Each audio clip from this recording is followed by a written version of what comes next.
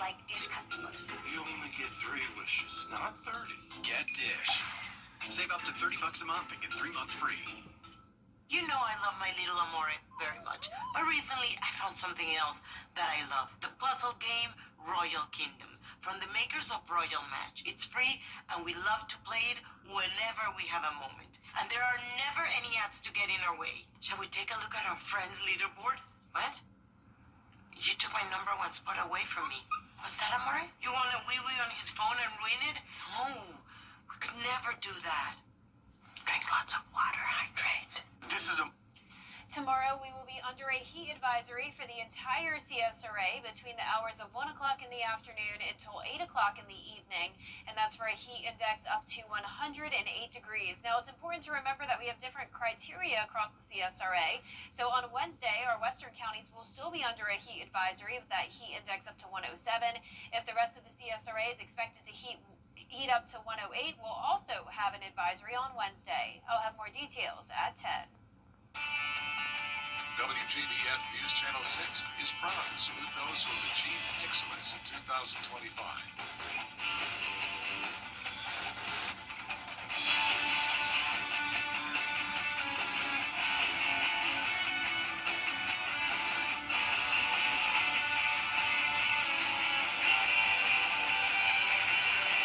Congratulations, you are the best of the class.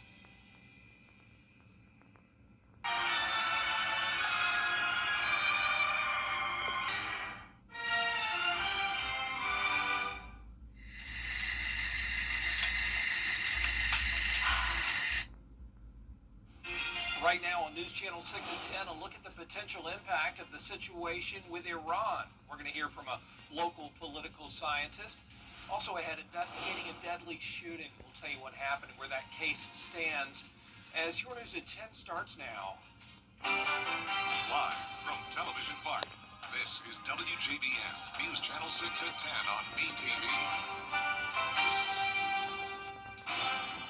Good evening, everybody. I'm Brad Means. We do thank you for joining us. Coverage you can count on begins with an end to the fighting in the Middle East. President News Channel 6. It is time now to take a first look at our weather. And Jenna, somebody asked me tonight if we could call this a heat wave. I said, we emphatically can call it a heat wave, right? It's that bad. Yeah, it is that bad, Brad. I mean, it is going to be hotter than normal because I know everyone's thinking, well, it's summer in the south. Of course, it's hot. Well, it's going to be hotter than what we would typically see in a late June afternoon. So we're going to be talking about that in the forecast coming up. But right now on our Terry Lambert Hyundai Skyview cam over at Television Park, it is a mostly clear and dry night. And as for our almanac, you can tell that we had a hot day today with a high of 95. That puts us 3 degrees above our average of 92. But notice the record set back in 1944 of 104. We definitely weren't that hot today, and we're not going to be that hot at all this week. So that just goes to show that it is possible for us to see some 100-degree days this time of the year, as I'm sure you all know. But it's not something we see normally, as our temperatures are typically in the low 90s during this time of the year. And right now we're sitting in the low to mid 80s. It's still very warm and muggy out there. Augusta 80, 81 in Aiken, and with dew points in the low to middle 70s, it's actually still feeling like 90 degrees in places like Gibson, Washington, and Waynesboro, feeling like 91 in Saluda and Millen. So here's that high pressure. That's what's bringing the heat. Storms are out to the west of us, but for tomorrow morning, we're going to continue to stay dry and clear. We'll get down to around 73 degrees, and looking ahead, tomorrow will be our 100-degree day, and Wednesday will be close to it at 99. The difference on Wednesday is that we're also going to be tracking some scattered showers and storms, and if we see that rain, it will cool us off a bit. So coming up, I'll have a look at your future cast for that, but back to you, Brad. Jenna, thanks. The Aiken County coroner investigating the death of a West Virginia man. Investigators say 43-year-old Ray Strait died yesterday after a construction accident. This was at the Lowe's on Knox Avenue in North Augusta. The body has been sent to Newberry for an autopsy. We don't have any more details about that accident just yet. A young man shot and killed in Warrenville early Sunday morning. His family is waiting for answers to find out what happened. Here's Aiken Bureau Chief Sean Cabbage-Stock. That call was the worst phone call I've ever received. 18-year-old Trenon Shepard, his family called him Nard, his rap name, Baby Nard. But to his mother, Brittany, he was so much more. He said, Mama, when I make a lot of money, with my rap career, I'm gonna buy you a car. I said, boy, I want a house. You know, that was my baby. And to say he was 18, he still drank the Mott's for Tots apple juice and eat animal crackers. He loved animal crackers. Their laughter helps them cope. Sunday, Aiken County deputies responded to shots fired near Sir and Farrell Streets in Warrenville. They found Shepard in a yard, shot multiple times. His dad heard the shots, tried to help, but had to duck after the third one. And when he came and he found his son finally, my son was taking his last breath. So, my heart is broken. His mom says a friend who was supposed to watch him didn't. Came in on a Friday, and my son was gone Sunday morning. The shooting came weeks after he lost two brothers in a crash. He was pulling back, focusing on home, helping to take care of his 7 siblings. And he has a niece coming, and he was very excited about her. Her name is Aya. As they plan his funeral, they're working to keep his voice alive through his music. The family's urging anyone with information to come forward. Because you took him from his mom, his dad, his siblings, his aunts, his uncles, his future kids that he could have had, his future career. You took him from so many possibilities. In Aiken County, I'm Aiken Bureau Chief Sean Cabbage-Stock, WJBF News Channel 6. Oh, that's just horrible. We will keep you posted on this story if any information comes in, or if you can help, please call law enforcement and we'll let you know what happens going forward. South Carolina Attorney General Alan Wilson says that he is going to run for governor. Made it official today right alongside his family. Augusta commissioners are facing a big decision. There is, as we have reported, a vacancy on that board after the sudden resignation of Alvin Mason there, longtime commissioner. He's been battling back issues since last year. He and I talked about it a few days ago. Under the charter, commissioners have to name an interim District 4 commissioner before they call a special election. There's no set direction on how to appoint somebody. Any commissioner could do it. Usually it's the Super 9, which just falls under Alvin Mason. Super 9 and the mayor will collaborate together and try to build consensus throughout with the commissioners, see who has the support. You know, ironically, Mason was the last commissioner appointed to fill a vacancy. He replaced Sammy Sias, who you may remember got suspended after being charged with 2 felonies. As these temperatures continue to soar, there's concern for some of the most vulnerable people in the heat. City leaders say it's one of the toughest times of the year for the homeless population. Now, there are several community centers around the county that serve as cooling shelters. The city also continuing to have conversations about the need for a day center. There's no place for the homeless to go during the day to get out of the elements, to get job skills trainings, to get resources. There's nowhere for them to go. And so I think, although there are other programs happening in our community centers, if anyone, whether you're homeless or you're at home without AC, you should be able to come into our community centers just to cool off. We have more information for you about locations that serve as cooling shelters this summer. That's on our website, WJBF.com. And we will have a heat wave over the next 2 days with the high temperatures climbing to the triple-digit mark. And of course, it will be feeling even hotter than that. And on top of the heat, we're also tracking storms. I'll have that full Viper 6 forecast right after the break. News Nation is on the ground in the middle. Now, your most accurate forecast with WJBF Live Viper 6. Welcome back, and I hope you had a nice Monday. It was definitely a hot day, but the heat wave isn't quite there yet. Today was only a couple degrees above average, and right now on our Terry Lambert Hyundai Skyview cam at Washington Road, it's looking nice. We're at 80 degrees, feeling like 84. Winds are calm, and dew points are high in the middle 70s. Around the CSRA, we're at 80 in Washington as well, but 85 still in Evans, 83 up in Saluda and Edgefield. Barnwell and Allendale, you're at 81. Now notice on satellite and radar, we have this dome of high pressure, and that's what's trapping the heat across the East Coast. And then down towards the southwest, we have some scattered storms. So along this ridge of high pressure, some storms are possible. And you can see we have this stalled front bringing additional storms from the Midwest down to Texas. And you can definitely see the cutoff there from the temperatures that are pretty hot for this time of the year versus the normal temperatures. 65 in Bismarck, 77 in Minneapolis. And of course, now with it being the 10 o'clock hour, we're not seeing any 90s anymore, but we definitely were today. Some places even got close to 100. Now, we do have those heat alerts in effect through tomorrow, and some places will even continue to see these into Wednesday. Notice the orange color here is a heat advisory, and then some parts of the Northeast and even down to North Carolina are under a heat warning, an extreme heat warning that is.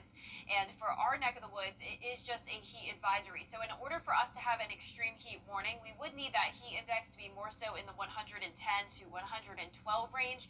For us tomorrow, it's going to be up to 108, and this is from the hours of 1 o'clock to 8 p.m. So it would be a great day to take a dip in the pool if you have some time for it, and if you have a pool, or a nice day to go up by the lake, whatever you want to do outside to stay cool, as temperatures will be getting to 100 by the 5 o'clock hour, and no rain to cool us off. Now, when is the average first 100-degree day of the season? Well, that typically comes on June 28th. Tomorrow is the 24th, so we would be a few degrees ahead of schedule, but overall, it is pretty typical for us to start to see those 100s this time of the year. Now, the heat index will be well into the 100s on our Tuesday and Wednesday, and then notice we're back to typical summertime heat to finish off the week. That'll be highs in the lower 90s, the heat index back to just around 100, maybe 102, and we're going to have some rain move in on Wednesday, a damaging wind gust threat as well for the entire CSRA. Now, I'm not expecting a lot of storms, and you'll see it here on our futurecast, but any storms that do form could easily become strong to severe because of all the heat we have that helps to fuel it. So notice tomorrow by 7 p.m., maybe a few showers in our southeastern counties, but for the most part, we're keeping it dry. Then here comes this upper level disturbance bringing showers and some storms here by the time we get into Wednesday afternoon. It clears out by 8 p.m. and it will continue to see those on and off rain chances as we go into the rest of the week, even into next week, a 30 to 40% chance of rain and storms every day. And notice those high temperatures getting back down to around 92 to 94 degrees, and our low temperatures in the low 70s. Well, summer is certainly making its presence felt here at the CSRA, and to help us all stay safe and understand what to listen for in the forecast, here's meteorologist Miller Hyatt, who put together an important guide on our local heat criteria. Hey guys, meteorologist Miller Hyatt here with another edition of Beyond the Forecast, and today I'm going to talk about heat safety, which is very important during this heat wave we're currently experiencing. So here are some safety tips. Stay hydrated, drink plenty of water. Also, have the sunscreen on, SPF 30 or higher. Wear lightweight, light colored clothing, and take plenty of breaks in the shade. So once you're indoors, get in the AC. If you don't have an AC, check your area for cooling centers. Remain hydrated, avoid alcohol. You also want to check on the elderly or the young, those susceptible to heat-related illnesses. And if you must go outside, make sure to do so early or late in the day.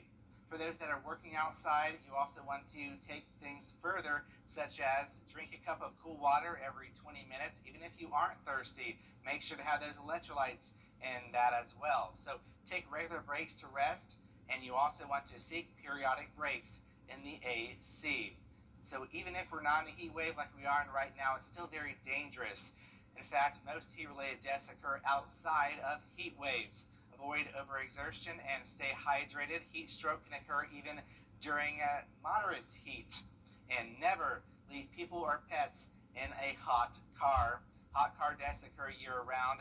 You also want to assist those who are at higher risk for heat-related deaths. So I'll have more details on my blog, Beyond the Forecast. You can find that on WJBF.com. Miller Hyatt with some great takes tonight. We appreciate you. Still ahead, top government health care leaders talking about changes when it comes to your insurance, maybe help you get approved faster when you need a procedure. We'll let you know about it in a moment.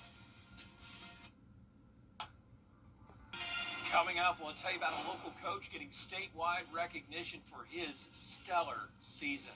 Stay with us. When you get approached from somebody, today's students are tomorrow's great thinkers and innovators. What can this law teach us about the way things move? But right now, there's a funding crisis in public schools. Millions of kids go to schools that don't have the books, computers, or other supplies they need just because of where they live. Kids want to succeed, but when schools don't have the right tools, getting there is harder. Donors Choose is a nonprofit that lets you support students and teachers in your community and beyond. You choose which supplies to support. You could provide first graders with pencils and paper, help a music class get a guitar, or you could supply a classroom like this one with a science project. What you're really giving is a moment that sparks a brighter tomorrow. Learn more at DonorsChoose.org. Choose students. Shape the future. Every day, ordinary people in the CSRA do extraordinary things to serve our community. Each month, News Channel 6 recognizes these outstanding volunteers with the Giving Your Best Award. Do you know an everyday hero who goes the extra mile to help others? Nominate them for the Giving Your Best Award by visiting WJBF.com and filling out the entry form. Sponsored by Science Co., People on Augusta, Security Federal Bank, and News Channel 6. To get the weather, you need to see the whole picture. That's why Live Fiber 6 gives you the Skyview network. Get a live view of traffic and weather from all over the CSRA. Available online 24 hours a day at WJBF.com and the free Live Fiber 6 mobile app. The WJBF Live Fiber 6 Skyview network, powered by Terry Lambert Hyundai. Low prices, big selection, and committed to quality customer service. And last but not least, an innovative robotic trash can is turning heads down in Florida. It's called Orca, and it's the brainchild of two Floridian elementary school students. Jenna Bass shows us their special project. Meet Orca. He's a small trash collecting robot. Two students from Pride Elementary School in New Tampa are hoping will turn into the next big idea. The idea started when two friends, best friends from pre-K, best friends, Eris Isaac and Caden Mack, decided to tackle beach litter for their STEM project.